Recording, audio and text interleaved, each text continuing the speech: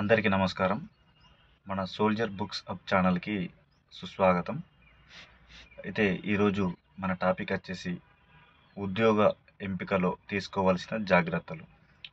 యువకులు ఉద్యోగాల కోసం ఏ ఉద్యోగాలకైతే పరిగెడుతున్నారో ఆ ఉద్యోగాల ఎంపికలో తీసుకోవాల్సిన జాగ్రత్తల గురించి ఈరోజు మనం మాట్లాడుకుందాం.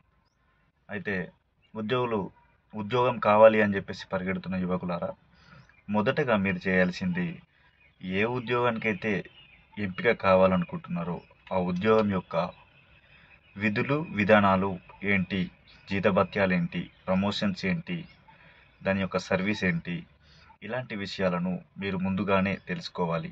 వీలైతే మీరు ఏ ఉద్యోగానికైతే సన్నిద్ధమవుతున్నారో ఆ ఉద్యోగం చేస్తున్న ఆ వ్యక్తులను కలిసి వారి అనుభవాలను, వారి యొక్క నిర్ణయాన్ని మీకు కొన్ని విషయాలను తెలుసుకునేలా మీరు వారిని అడగండి. వారు తప్పకుండా మీకు సపోర్ట్ ఇస్తారు. సో ఇలా చేయడం వల్ల మీకు నచ్చిన ఉద్యోగాన్ని మీరు ఎంచుకోవడానికి అవకాశం మీకు ఉంటుంది.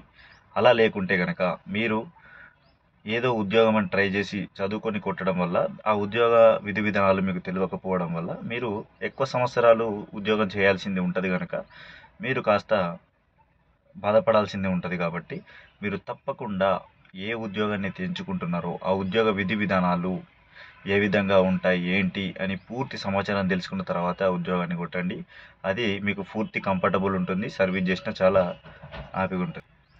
ఒకవేళ మీరు ఫ్రెషర్స్, డిగ్రీ, ఇంటర్ కంప్లీట్ చేసి ఉన్నారు, ఏ ఉద్యోగానికి ఎంపిక చేసుకోవాలో తెలియకుండా ఉంది అని అంటే మీరు చూసుకోండి మీకు ఎలాంటి ఉద్యోగం మీకు సూటబుల్గా ఉంటుంది. మీరు ఒకవేళ సైన్స్ బ్యాక్గ్రౌండ్ అయితే డాక్టర్కి సంబంధించి, మీరు ఒకవేళ ఆర్ట్స్కి సంబంధించి అయి ఉంటే కనుక ఇటు మీరు లాయర్కు ఇటు వెళ్ళచ్చు.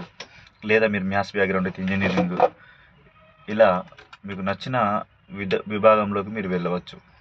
ఒకవేళ డిగ్రీ కంప్లీట్ చేసి ఉంటే డిగ్రీతో ఏ ఉద్యోగాలు ఉన్నాయి, ఐఏఎస్, ఐపీఎస్ లాంటి ఉద్యోగాలకు కూడా మీరు వెళ్ళచ్చు. మీ యొక్క ప్రాముఖ్యం, మీ యొక్క స్టెబిలిటీ, మీ యొక్క సామర్థ్యాన్ని గమనించి మీ సామర్థ్యానికి అనుసారంగా మీరు వెళ్ళవచ్చు.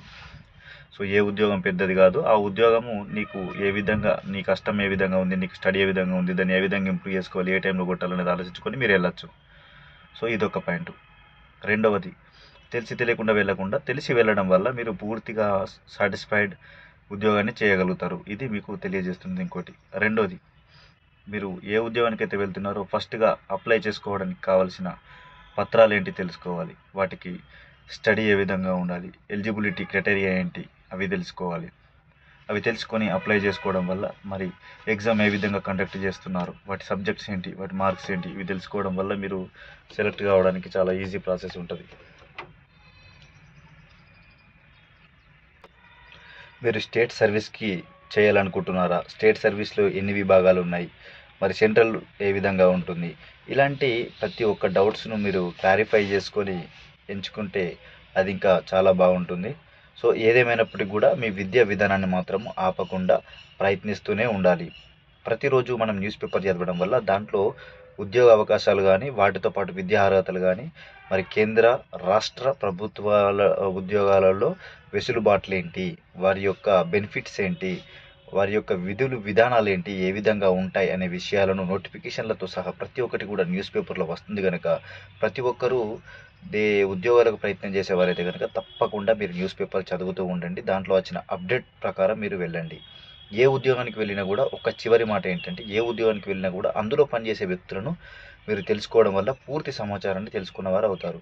ఈ రోజుల్లో మనకు యూట్యూబ్ ప్లాట్ఫామ్ ఉంది. దాంట్లో మనము ఏ ఉద్యోగానికి సంబంధించింది సెర్చ్ చేసినా కూడా వాటికి సంబంధించిన వీడియోలు రావడం జరుగుతుంది.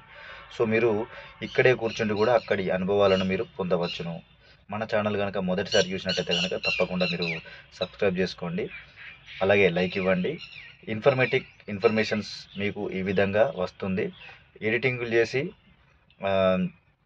వీడియోస్ను పెట్టడం, వాళ్ళకు ఎంటర్టైన్మెంట్ ఉన్న వీడియోలకు మీరు లైక్ ఇస్తూ ఉండేదానికన్నా మీకు ఉపయోగపడే వీడియోలను నార్మల్గా మీ వద్దకు చేరుస్తున్న మాకు తప్పకుండా లైక్ అండ్ సబ్స్క్రైబ్ ఇస్తారని చెప్పేసి భావిస్తున్నాము. మీరందరూ కూడా బాగుండాలి. మన ఛానల్ను సబ్స్క్రైబ్ చేసుకున్న ప్రతి సబ్స్క్రైబర్లందరికీ కూడా ధన్యవాదములు. ఇంకా మరిన్ని సమాచారాలతో మేము ముందుకు వస్తాం. మీకు ఉపయోగపడేటువంటి వీడియోలను చేస్తూ మాతో కలిసి మీరు ఉంటారని, మీతో మా ఛానల్ ఎప్పుడు సపోర్టివ్గా ఉంటుందని చెప్పేసి ఈ వీడియో ద్వారా తెలియజేస్తున్నాను. తప్పకుండా మీరు అంత లైక్ ఇచ్చి సబ్స్క్రైబ్ చేస్తారని చెప్పి ఆశిస్తున్నాను. అంతవరకు బాయ్. నెక్స్ట్ వీడియో కోసం వెయిట్ చేస్తారని ఆశిస్తున్నాం. బాయ్.